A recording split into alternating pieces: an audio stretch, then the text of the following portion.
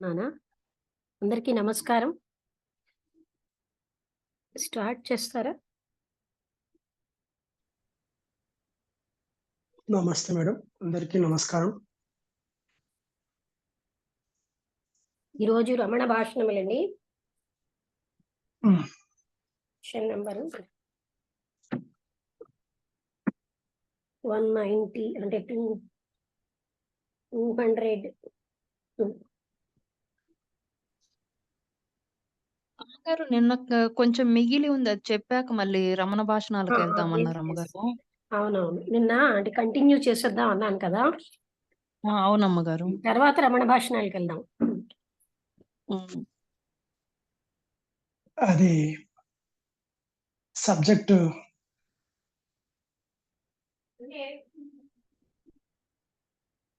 Commentaries on living part 2లో నిన్న మనం అనుకున్నాం కదా, అది మళ్ళీ గుర్తుండదు.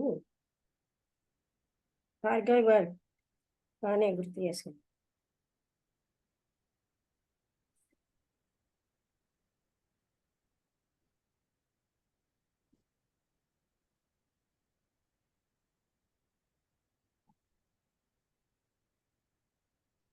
ఎడ్యుకేషన్ అండ్ ఇంటిగ్రేషన్ కదా సబ్జెక్ట్. అవును madam. Education and integration. Okay madam. ఓం శ్రీ సద్గురుభ్యో నమః. ఈరోజు 21వ తారీఖు గురువారం, సెప్టెంబర్ నెల 2023వ సంవత్సరం. The commentaries on living part 2 GD Krishnamurti గారి గ్రంథం. ఇందులో ఈరోజు ఎడ్యుకేషన్ అండ్ ఇంటగ్రేషన్ అనే సబ్జెక్ట్ మీద శ్రీ లక్ష్మీ మేడం గారు చదివి వినిపిస్తూ వివరిస్తారు. అంటే మరొక రకమైన కాన్ఫ్లిక్ట్ ఉండదా? కాన్ఫ్లిక్ట్ ఆఫ్ ఏ విధంగా ఒక విషయాన్ని చేయడం, ఏ విధంగా ఏదైనా టెక్నిక్ సంపాదించడం. ఎవరికైనా ఒక ఇంట్యూటివ్ విజన్ అనేది ఏ విషయమైనా ఉంటే దాన్ని కూడా అది మేనిఫెస్ట్ అవ్వాల్సింది. అదేంటంటే ఈ పోరాటంలోనే దీనివల్ల అది పూర్తిగా అంటే కవర్ అయిపోతుంది. It involves a great deal of trouble and pain. అందువల్ల ఎంతో బాధ అన్నది మిగులుతుంది. అంటే if there is one may have an intuitive vision of something, ఏదో ఒక విషయం మీద ఇంట్యూటివ్ విజన్ ఉన్నా సరే అది మేనిఫెస్ట్ అవ్వాలి అంటే అలా దాంట్లో ఎంతో బాధ అంటే సహించవలసి వస్తుంది. ఒక కొంతవరకు ఇది నిజమే. But is not creation it self the means. అంటే సృష్టి అన్నదే ఒక పద్ధతి. అంటే ఏదైనా ఒకటి సృజనాత్మకత అనుకోవచ్చు. సృష్టించడం అనేది ఒక పద్ధతి కాదా? ఈ మీన్స్ అంటే మార్గాలు అన్నవి మా ఫలితం కంటే వేరేగా లేవు. ఫలితం అన్నది ఆ మార్గాల మీద ఆధారపడి ఉంటుంది. అంటే మన ఎక్స్ప్రెషన్ అనేది ఏ విధంగా క్రియేట్ అయిందో దాన్ని బట్టే ఉంటుంది. The style is according to what you have to say. మీరు ఏమిటి చెప్పాలి అన్న దాని మీదే మీ పద్ధతి ఆధారపడి ఉంటుంది. ఇఫ్ హ్యావ్ సమ్, మీరు ఏదైనా ఒకటి చెప్పాలంటే that very thing creates its own style. ఆ చెప్పేటప్పుడు దాని పద్ధతి అది సృష్టిస్తుంది. కానీ if one is nearly technician, కేవలంగా ఒక టెక్నీషియన్ అయ్యారనుకోండి, అక్కడ ఏంటంటే వైటల్ ప్రాబ్లమే లేదు. అంటే ముఖ్యమైనటువంటి సమస్య ఉండదు. ఈ కాన్ఫ్లిక్ట్ అనేది ఏ ఫీల్డ్లోనైనా అవగాహనని తెచ్చేటట్టుగా ఉంటుందా, ప్రొడ్యూస్ చేస్తుందా? Is there not a continuous chain of conflict in the effort? అంటే ఏదైనా ఒకటి చెయ్యాలన్నా ఒక ప్రయత్నంలో ఏదో ఒకటి అవ్వాలంటే పాజిటివ్గా కానీ నెగటివ్గా కానీ అక్కడ కంటిన్యూస్గా ఆ చైన్ అన్నది, అంటే కాన్ఫ్లిక్ట్ యొక్క ఆ చైన్ ఉంటుంది. అంటే ఒకదాని తర్వాత ఒకటి, ఒకదాని తర్వాత ఒకటి కాన్ఫ్లిక్ట్స్ ఉంటున్నాయి. ఈ కారణం, కాన్ఫ్లిక్ట్ యొక్క కారణం అన్నది అదే ఫలితం అవుతుంది. అది కారణం కూడా అవుతుంది. There is no release from conflict. ఈ సంఘర్షణ నుంచి మనకి రిలీజే లేదు, బయటపడడం లేదు. Until there is an understanding of what is. What is అన్నది అవగాహన అయితేనే కానీ ఈ కాన్ఫ్లిక్ట్ నుంచి, అంటే వాట్ ఈజ్ అంటే మన యథార్థ స్థితి అన్నది యాజ్ ఇట్ ఈస్గా అవగాహన అవుతే కానీ ఈ కాన్ఫ్లిక్ట్ లోంచి మనం బయటపడలేం. ఈ వాట్ ఈజ్ అన్నది ఎప్పటికీ కూడా ఒక ఐడియా ద్వారా కానీ లేకపోతే మనం సమీపించాలంటే అది ఎప్పటికీ మనం అవగాహన చేసుకోలేం. అది ఎప్పుడు కూడా ఫ్రెష్గానే అప్రోచ్ అవ్వాలి. ఈ వాట్ ఈజ్ అనేది అది ఎప్పుడు స్థిరంగా ఉండదు.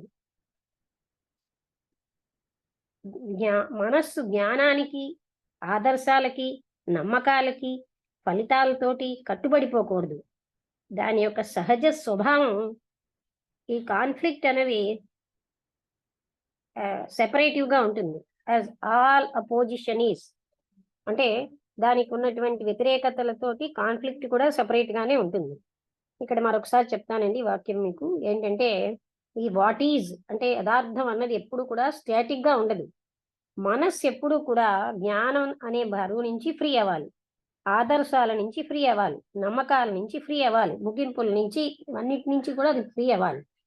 దాని యొక్క స్వభావం అనేది ఆ కాన్ఫ్లిక్ట్ అన్నది ఎప్పుడు కూడా సెపరేట్ చేస్తూనే ఉంటుంది. ఎలా అయితే వ్యతిరేకత సెపరేట్ చేస్తుందో అది ఈ ఎక్స్క్లూషన్, ఈ సెపరేషన్ అనేది మన ఏమోని వినాశానికి ఒక ముఖ్యమైన మార్గం కాదా అంటే ఫ్యాక్టర్ కాదా అని అడిగారు. ఏ రకమైనటువంటి పవర్ అయినా అది ఇండివిజువల్ అంటే వ్యక్తిగతం అనింది లేదా దేశానికి సంబంధించింది, మే any effort to become more or to become less, ఏదో ఎక్కువ అవ్వాలనో తక్కువ అవ్వాలనో ఏ ప్రయత్నం అయినా కూడా అది ఒక రకమైన డిసింటిగ్రేషన్, వినాశనమే. అన్ని రకాల ఐడియాసు, నమ్మకాలు, పద్ధతులు, ఆలోచనకు సంబంధించినవి అవన్నీ కూడా వేరుగానే ఉంటున్నాయి, సెపరేటే. ప్రయత్నము, సంఘర్షణ అనేది ఎప్పుడు కూడా ఏ రకమైన పరిస్థితిని అవగాహన చేసుకోలేదు. అందుకని it is a degenerating factor in the individual. వ్యక్తిలోని ఈ రకమైనవన్నీ కూడా మన్ని వినాశనం వైపు తీసుకెళ్తున్నాయి, as well as in society. అదే విధంగా వ్యక్తి వినాశనం అవుతున్నాడంటే సంఘం కూడా వినాశనం అవుతుంది. What then is integration? అయితే సమైక్యత అంటే ఏమిటి? I more or less understand what are the factors of disintegration. కొద్దో గొప్ప నాకు ఈ డిసింటిగ్రేషన్, వినాశనానికి కారణాలు అర్థమయ్యాయి, కానీ that is only a negation. అదంతా కూడా నెగేషన్ ద్వారానే, అంటే ఇది కాదు ఇది కాదు అన్న ద్వారానే తెలిసింది. Through negation one cannot come to integration. Negation ద్వారా వ్యక్తి ఇంటిగ్రేషన్కి రాలేదు. I may know what is wrong, నాకు తప్పు ఏమిటో తెలియచ్చు, which does not mean that I know what is right. దాని అర్థం నాకు వాట్ ఈజ్ రైట్ అని తెలిసిందని కాదు అంటున్నారు. Surely when the false is seen as the ఫాల్స్ని ఫాల్స్గా చూడగలిగినప్పుడు సత్యం అక్కడే ఉంటుంది. When one is aware of the factors of degeneration, అంటే వినాశనానికి కారణాలు ఎవరికైనా తెలిస్తే, మియర్లీ వెర్బల్లీ బట్ డీప్లీ, వెర్బల్గా కాకుండా లోతుగా, నాట్ మియర్లీ వెర్బల్లీ కేవలంగా మాటలతోటే కాదు లోతుగా, అప్పుడు then is there not integration. అప్పుడు ఇంటిగ్రేషనే కదా ఉండేది. Is integration static? ఇంటిగ్రేషన్ ఏమైనా స్థిరమైనదా? Something to be gained and finished with, అంటే అది ఎప్పుడు కూడా ఏదో పొందాలి, దాంతో పొందేసాక అయిపోయింది అనేటటువంటి స్థిరమైనదా ఇంటిగ్రేషన్? ఇంటిగ్రేషన్ అనేది ఎప్పుడు కూడా మనం అక్కడికి రాలేము. అరైవల్ ఈజ్ డెత్, అలా రాగలిగామంటే అక్కడ మృత్యువే. It is not a goal, ఇది ఒక లక్ష్యం కాదు, బట్ ఒక ఎండ్ కాదు, ఇది ఒక రకమైనటువంటి స్థితి. It is a living thing, and how can a living thing be a goal? ఇది లివింగ్ థింగ్ అంటే జీవం ఉన్నది. జీవం ఉన్నది ఎప్పుడు లక్ష్యం ఎలాగవుతుంది? ఈ ఇంటిగ్రేటెడ్గా సమైక్యంగా అవ్వాలన్న కోరిక ఇంకో కోరిక కంటే భిన్నమైనది కాదు. అన్ని కోరికలు కూడా ఆల్ డిజైర్ సంఘర్షణకి దారితీసేవే. ఎప్పుడైతే సంఘర్షణ లేదో అక్కడే సమైక్యత ఉంటుంది. ఈ ఇంటిగ్రేషన్ అనేది కంప్లీట్ అటెన్షన్ తోటే ఉంటుంది. అది ఒక రకమైన కంప్లీట్ అటెన్షన్తో ఉన్న స్థితి. కంప్లీట్ అటెన్షన్ అనేది ప్రయత్నం కానీ, సంఘర్షణ కానీ, నిగ్రహం కానీ, ఏకాగ్రత కానీ ఉండేది కాదు. ఏకాగ్రత అన్నది ఒక ఫిక్స్ చేయడం అన్నమాట, ఏదో ఒక్కదాని మీదే. ఈ కాన్సన్ట్రేషన్ అనే పద్ధతిలో సెపరేషన్ ఉంది, అలాగే కొన్నిటిని బహిష్కరించడం ఉంది. కంప్లీట్ అటెన్షన్ అన్నది ఎక్స్క్లూషన్, బహిష్కరిస్తే సంభవం కాదు. ఈ ఎక్స్క్లూడ్ అవ్వడం అంటే ఏదైనా బహిష్కరించడం అన్నది ఒక రకమైన సంకుచితమైంది. అండ్ నేరో, ఈ సంకుచితం ఎప్పుడు కూడా ఆ సంపూర్ణత్వాన్ని తెలుసుకోలేదు. సంపూర్ణమైనది ఫుల్ అటెన్షన్ అన్నమాట. ఎప్పుడైతే మనకి దేన్నైనాను ఖండించినా జస్టిఫై చేసుకున్నా అక్కడ ఆ సంపూర్ణత సంభవం కాదు. ఐడెంటిఫై అయినా లేకపోతే మనస్సు ఎప్పుడైతే ఈ రకమైనటువంటి కన్క్లూషన్స్ తోటి, ఊహలతోటి, థియరీస్ తోటి నిండిపోతుందో, ఐడెంటిఫై అయిపోతుందో అప్పుడు కూడా ఇది సంభవం కాదు. మనం ఎప్పుడైతే ఈ ఆటంకాలన్నింటినీ అవగాహన చేసుకుంటామో అప్పుడే స్వేచ్ఛ ఉంటుంది. స్వేచ్ఛ అన్నది ఒక రకమైన మనిషి అంటే అంటే ఏ వ్యక్తి అయితే నిరంతరం ఒక ప్రిజన్ లో ఐడెంటిఫై అయిపోతూ ఉంటాడో అతనికి స్వేచ్ఛ ఏమో తెలియని అంటే ఊహాత్మకమైంది. కానీ ప్యాసివ్ గా వాచ్ఫుల్ గా ఉంటే ఆ ఈ ఆటంకాలన్నిటినీ మనం తొలగించుకోగలం.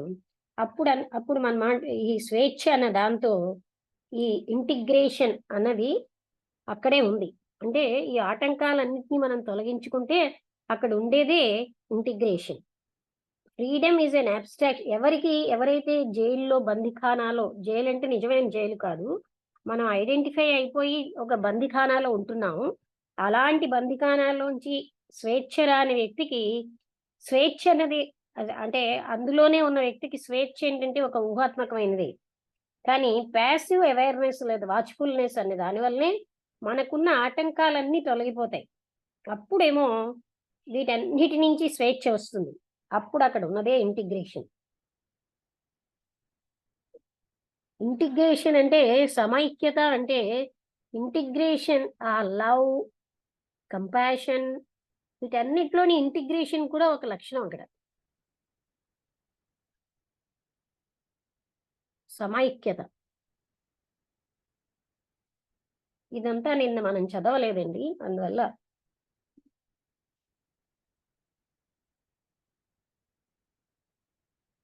అంటే ఈ సంఘర్షణ భార్యాభర్తకి, ఒక గ్రూప్ నుంచి ఇంకో గ్రూప్కి, గ్రూపులో ఉన్న ప్రజలకి, యథార్థానికి, ట్రెడిషన్కి, ఆదర్శానికి, వాటీస్కి ఉంటూనే ఉంటుంది. అలాగే భవిష్యత్తుకి, ప్రెసెంట్కి ఈ కాన్ఫ్లిక్ట్ అంతర్గతంగా బహిర్గతంగా ఉంటూనే ఉంది. అన్ని లెవెల్స్ లో కూడా కాన్ఫ్లిక్ట్ ఉంది, కాన్షియస్ గా, అన్కాన్షియస్. మన జీవితం అంతా కూడా కాన్ఫ్లిక్ట్స్ వరుస క్రమంలోనే ఒక రకంగా బ్యాటిల్ గ్రౌండ్ లాగా ఉంది. ఎందుకు ఇదంతా? ఈ కాన్ఫ్లిక్ట్ మనం అవగాహన చేసుకుంటున్నామా? నేనే కానీ సంఘర్షణలో ఉంటే నాకు మీరు అర్థం అవుతారా? మనం అవగాహన అవ్వాలంటే ఎవరైనా ఓ రకమైన శాంతి ఉండాలి. క్రియేషన్ అనేది శాంతిలోనే సంభవం. కాన్ఫ్లిక్ట్ ఉన్నప్పుడు సంభవం కాదు. అందుకే మన నిరంతర సంఘర్షణ ఏంటంటే వాట్ ఈజ్, నేనున్నది, నేను అవ్వాలనుకున్నది, ఈ రెండింటి మధ్య మనకి కాన్ఫ్లిక్ట్ ఎప్పుడు ఉంటుంది. ఇది అంతా కూడా నిన్న చదివే ఒకసారి గుర్తు చేస్తున్నాను అంతే, లాస్ట్ పాసేజ్. అందుకని తప్పనిసరి అయిపోయింది మన జీవితంలో కాన్ఫ్లిక్ట్. ఈ వాట్ ఈజ్ అనే దాన్ని మనం ఈ కాన్ఫ్లిక్ట్ తోటి, ఆపోజిట్స్ తోటి మార్చగలమా? నేను ఇదిగా ఉన్నాను, పోరాటంతో నేను అదవుతాను, దానికి వ్యతిరేకంగా అవుతాను. నేనేమో హింసాత్మకంగా ఉన్నాను, నేను కాన్ఫ్లిక్ట్ తో అహింసాత్మకంగా అవ్వగలనా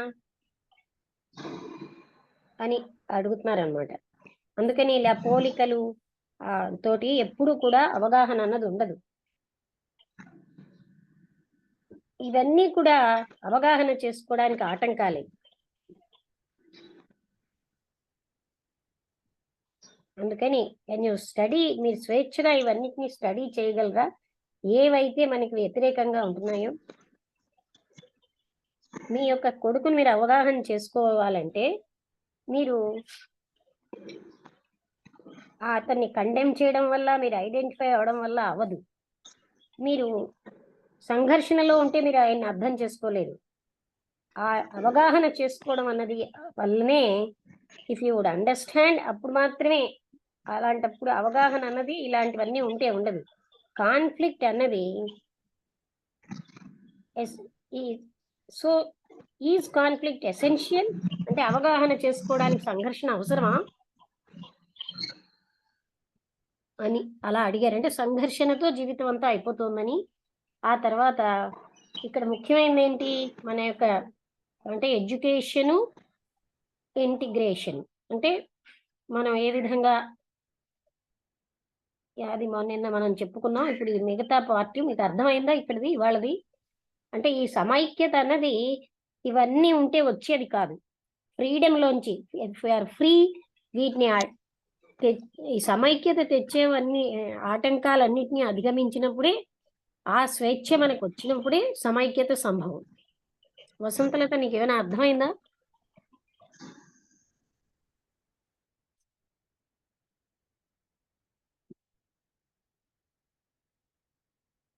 లక్ష్మి అంటే నేను ఇప్పుడు ఇవాళ మళ్ళీ వింటున్నాను. అంటే ఇప్పుడు వాళ్ళు మొట్టమొదటి ఎడ్యుకేషన్ సిస్టమ్ గురించి కదా ఆయన ఎవరో వచ్చి నాకు ఎంతమంది స్టూడెంట్స్ నాకేమి ఎంత బాగా నేను చదువు చెప్పిన వాళ్ళందరూ నాకు మూర్ఖంగా ఉన్నట్టుగా అనిపిస్తున్నారు, ఇలాగా అలాగా మంచి ఎక్సెప్షనల్ చైల్డ్ ఎవరు కనిపించలేదు స్టూడెంట్. అయితే ఇతను చెప్తుంది కృష్ణమూర్తి గారు అంటున్నారు ఏంటంటే నిజమైనటువంటి ఎడ్యుకేషన్ సమైక్యత, పర్సనాలిటీలో సమైక్యత తెచ్చేటువంటి ఎడ్యుకేషనే సరి అయినటువంటి ఎడ్యుకేషన్. మనం సోకాల్డ్ ఎడ్యుకేషనల్ ఇన్స్టిట్యూషన్స్ లో ఫాలో అవుతున్న మెథడ్లన్నీ అసమైక్యత ని తీస్తున్నది, అంటే కాన్ఫ్లిక్ట్స్ ని సృష్టిస్తున్నది. ఏది అర్థం అవ్వాలో అది జీవితం గురించి మనం అర్థం చేసుకోలేకపోతున్నాము. అలాంటి ఎడ్యుకేషనల్ సిస్టమ్ ఇప్పుడు ఉన్నది అని ఆయన చెప్తూ ఇంటిగ్రేషన్ మీద చెప్తున్నారు. సో ఇప్పుడు ఆయన ఎడ్యుకేషన్ కలిపారు అన్నది కొంచెం చెప్పు. కట్ అయింది, మరొకసారి చెప్పు. ఎడ్యుకేషన్ అండ్ ఇంటిగ్రేషన్ అన్నారు కదా, మొదలు లాస్ట్ వాక్యం ఒకటే కట్ అయింది, అన్ని అర్థమయ్యాయి. ఎడ్యుకేషన్ అండ్ ఇంటిగ్రేషన్ ని ఎలాగ కలిపారు ఆయన ఆఖరణ అని అడుగుతున్నాను నేను. Integration is of the self knowledge, అందుకని అటువైపు తీసుకెళ్తుంది ఇంటిగ్రేషన్. ఏవేవి మన ఫ్రీడమ్ నుంచి అడ్డుతున్నాయో అవన్నీ తీసిస్తే ఉన్నదే integration. That is the truth. అదే సెల్ఫ్ నాలెడ్జ్ అంటే తన కోసం, అంటే అదే మనకి సత్యం, అదే మన స్వభావం అనమాట. అంటే మన దానికి మనని ఆయన తీసుకెళ్తున్నారు. ఇవన్నిటినీ కాదు, అది కదా మనం చెప్పాల్సిందే. అంటే అన్నిటినీ డివిజనే చూపిస్తోంది, ఎక్స్క్లూషన్ చూపిస్తున్నది, అందుకని ఇవన్నీ కాదని. అంటే అప్పుడు ఆయన కొన్ని స్కూళ్ళని స్థాపించారు కదా, ఆ పర్పస్ ఆఫ్ స్కూల్స్ ఈ సమైక్యత తెచ్చేటువంటి పర్సనాలిటీ సృష్టించడమేనా? ఆ స్కూల్స్ విధానాలన్నీ వేరేగా ఉంటాయి, పనిష్మెంట్స్ అవి కాకుండా. అంటే న్యాచురల్ గా వాళ్ళు సూర్యోదయాన్ని అబ్జర్వ్ చేయడం, అంటే ఆ టీచర్ కూడా ఫ్రెండ్లీగా ఉంటారు. ఓకే, సరే, అదే అడుగుదామని అన్నాను, ఇంకేం లేదు. ఆఖరణ దాన్ని ఎడ్యుకేషన్ గురించి ఏమి చెప్పలేదు, మనకి ఇంటిగ్రేషన్ గురించే చెప్పారు. అంటే ఇంటిగ్రేషన్ అని రెండింటిలో ఇంటిగ్రేషన్ ఎడ్యుకేషన్ కోసం మొదట కొంచెంగా చెప్పి అసలు ఇంటిగ్రేటెడ్ హ్యూమన్ బీయింగ్ రావాలి అని, అంటే ఎలా ఇంటిగ్రేషన్ అన్న దాన్ని అక్కడ ఎక్స్ప్లెయిన్ చేశారు. సరే, ఓకే, సరే, అదే కొంతవరకు. అంటే ఇంటిగ్రేటెడ్ హ్యూమన్ బీయింగ్ అంటే ఏంటి, ఈ ఆటంకాలన్నిటినీ మనం ఎప్పుడు కాన్ఫ్లిక్ట్ తో ఉంటాం, సంథింగ్ అవ్వాలని సంథింగ్ ఇక్కడ ఇంకొక ఆయన కూడా కొడైకెనాల్లో ఒక ఫారినర్ పెట్టారు ఒక స్కూల్. అంటే కృష్ణమూర్తి వేలో అని కాకపోయినా, అంటే ఆయన అన్ని వృత్తి విద్యలన్నిటినీ నేర్పించి ప్రతి వృత్తి విద్య పట్ల కూడా రెస్పెక్ట్ అదీను ప్లస్ మిగతా. అంటే మాకు తెలిసి ఒక ప్రిన్సిపల్ గారి అమ్మాయి, అంటే కృష్ణమూర్తి స్కూల్ అదే అతను ఒక ఆవిడ అమ్మాయి అక్కడ చేస్తే, ఆ అమ్మాయి ఆ స్కూల్ నుంచి రాగానే పని మనిషి పని చేస్తూ ఉంటే తను కూడా హెల్ప్ చేసేదిట. అంటే ఆ అమ్మాయి ఉమ్, తర్వాత ఇక్కడ ఏదైనా సరే ఏదైనా ఒక రకమైన సమస్య వస్తే చాలా సులువుగా అంటే ఎక్స్ప్లెయిన్ చేసేది అన్నిటిని, అంటే దాని పరిష్కారం అదంతాను. అంటే తనకి అక్కడ నేర్చుకున్నది ఆ రకంగా. అంటే వాళ్ళకి ఇది తక్కువ అది ఎక్కువ అని లేదు. ఆ చిన్నప్పటి నుంచి అన్ని వృత్తి విద్యలనీను ఆ కొడైకెనాల్లో ఉంది ఇప్పటికి. ఉమ్, ఆ ప్రకృతి అంతటిని వాటిని అబ్జర్వ్ చేయడంతో పాటు ఇవన్నీ కూడా వాళ్ళకి ఆ వాల్యూస్ అలా చెప్తారనమాట. అంటే ఈ తక్కువగా చూడడం ఎక్కువ చూడడం ఏమీ లేకుండా అన్ని వృత్తి విద్యల్ని బాగా, ఆ తర్వాత ఇంకా మిగతా అన్ని దాంతో పాటు. అంటే వాళ్ళకి క్లారిటీ ఇన్ థాట్ ఉంటుందన్నమాట. ఉమ్. అంటే మనం ఇప్పుడు కృష్ణమూర్తి గారు ఇంటిగ్రేటెడ్ పర్సనాలిటీ గురించి ఏమిటో చెప్పారో ఆఖరణ పారాగ్రాఫ్లోని, అలాంటి స్టూడెంట్లు అక్కడ ప్రొడ్యూస్ అవుతారు, అలాంటి స్టూడెంట్. అంటే వాళ్ళకి మనకన్నీ కూడా కాంపిటీషను, ఆ తర్వాత అంటే పోల్చుకుని వాళ్ళతోటి కంపారిజను అలా కదా. అది ఇంటర్నేషనల్ స్కూల్స్ అవన్నీ.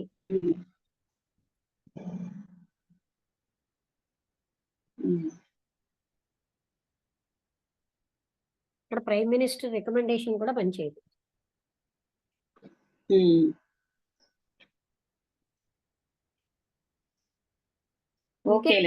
పిల్లలతో కూడా ఇంటర్వ్యూలో కూడా చాలా చక్కగా మాట్లాడుతూ ఉంటారు, పెద్దవాళ్ళతో మాట్లాడినట్టుగాని.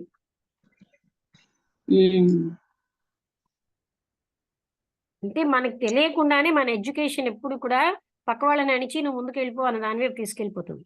అంటే కాంపిటీషన్ కదా. అంటే పక్క వాళ్ళని కూడా అభివృద్ధి చేస్తే నాకు ఎక్కడో అని వీళ్ళు నోట్స్లు కూడా అందుకే ఇవ్వరు. ఎందుకంటే ఆ మాత్రం అంటే ఎక్స్ప్లెయిన్ చేయడం కానీ, వాళ్ళకి వచ్చింది చెప్పడం కానీ అలా అయిపోతున్నారు సెల్ఫిష్ గా. అంటే మన ఎడ్యుకేషన్ సిస్టమ్ సెల్ఫిష్ ఇండివిజువల్స్ ని తయారు చేస్తుంది. నెక్స్ట్ ఎంత అని చేస్తే అంత గ్రేట్, అలా అయిపోతున్నాం. మెమొరీకి తర్వాత అలాంటి వాటికి ఎక్కువ ఇంపార్టెన్స్ ఇస్తున్నాం. సరే, కరెక్ట్.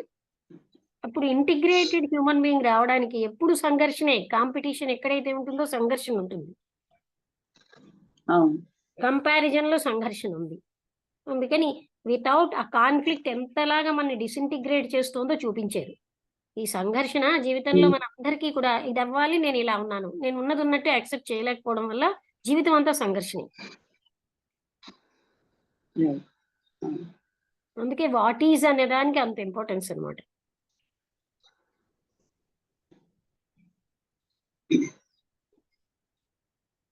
మిగతా వాళ్ళకి అర్థమైందా? ఎవరికైనా ఏమైనా డౌట్స్ ఉంటే అడగండి.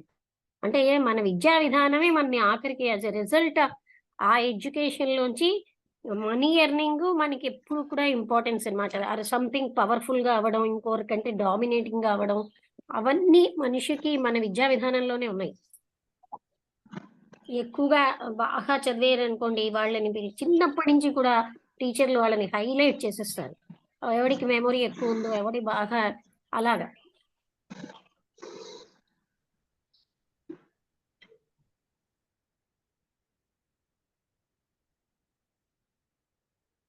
అందుకే మనకేంటంటే ఇంకొకళ్ళని అణిచేయడం, ముందుకు వెళ్ళిపోవడం అదొక సామాన్య విషయంగా ఫీల్ అవుతున్నాం. దాన్ని ఆయన ఏమన్నారంటే, కోళ్ళు కూడా అంట ఆ చికెన్ ఒకదాన్ని ఒకటి పొడుస్తూ ఉంటాయట. అలాంటి యానిమల్ బిహేవియరే మనకి ఇలా వచ్చేసిందని.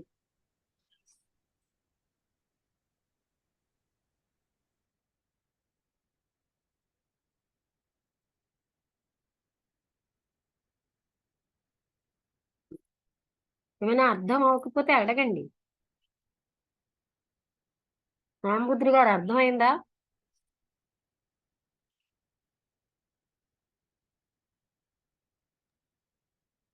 నమస్తే మేడం. నమస్కారం అండి, చెప్పండి. మేడం,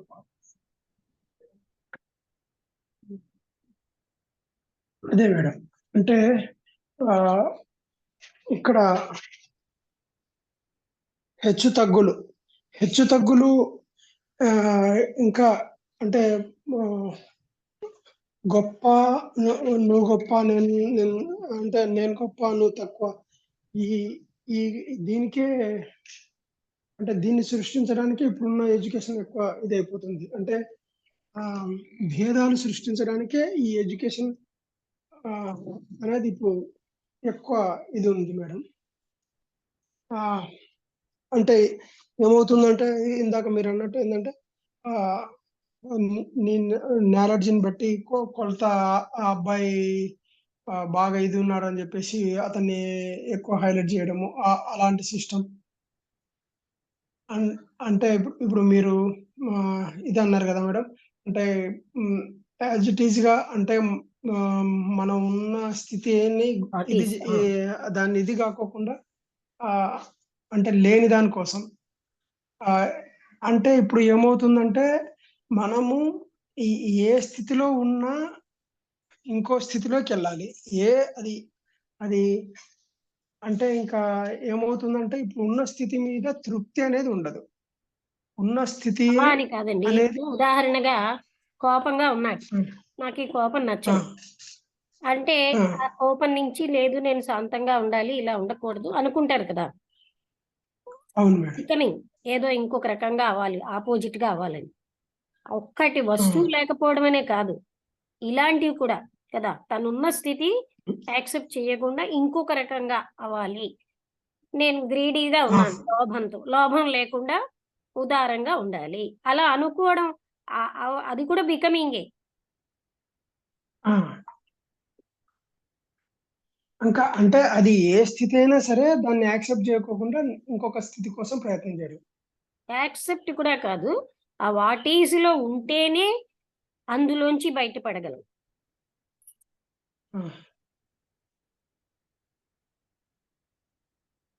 ఆ వాట్ ఈజ్ లో ఉంటే దాన్ని మనం చూడగలం, సమగ్రంగా అర్థం చేసుకోగలం. అప్పుడు అందులోంచి మనం బయటపడగలం. అంతేగాని అది అణిచేసో లేకపోతే దానికి ఆపోజిట్ ఊహించినప్పుడు జరగదు అది. ఇప్పుడు వాట్ ఈజ్ అంటే ఇప్పుడు నేనున్న స్థితిని యథాతథంగా తీసుకోవడం అంటారా మేడం? అది చూడ్డం, దాన్ని చూడాలి, దాని నుంచి తప్పించుకోకుండా. మానసికంగా యాక్సెప్ట్ చేయడం అని కాదు, చూడమంటున్నాం. నేను ఇలాగే కోపంగా ఉంటాను అలా కాదు, వాట్ ఈస్ దిస్ అనే దాన్ని మనం అటెన్షన్ తో అవేర్నెస్ తో చూడడం.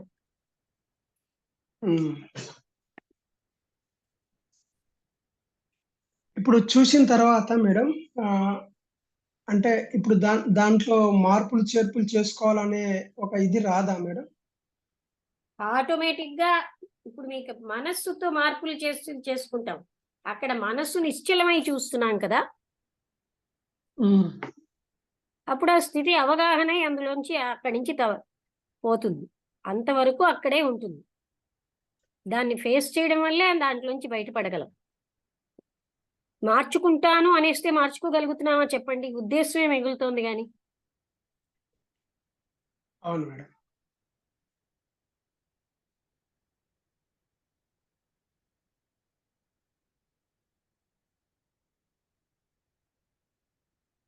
మనం ఉద్దేశ్యం రాగానే మనం అయిపోయామని తీసుకుంటున్నాం.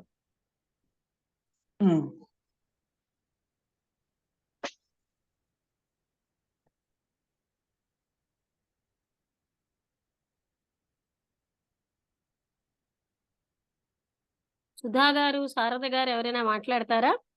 అర్థమైందా?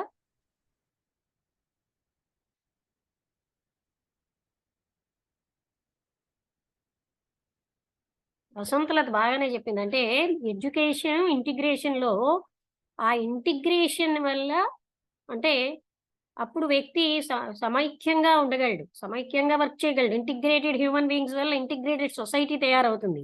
ఇప్పుడు చూడండి, ఒకడు బాస్ అయ్యారంటే మిగతా వాళ్ళని ఇంకా వాళ్ళ యొక్క స్వార్థానికి వాడుకోవడం, ఇవన్నీ ఒక కామన్ ఫ్యాక్టర్ అయిపోయాయి మన విద్యా విధానంలో. ఆ డామినేషన్ అలాంటిది ఇంకా అప్పుడు మొత్తం సొసైటీలో మార్పు వస్తుంది అనమాట.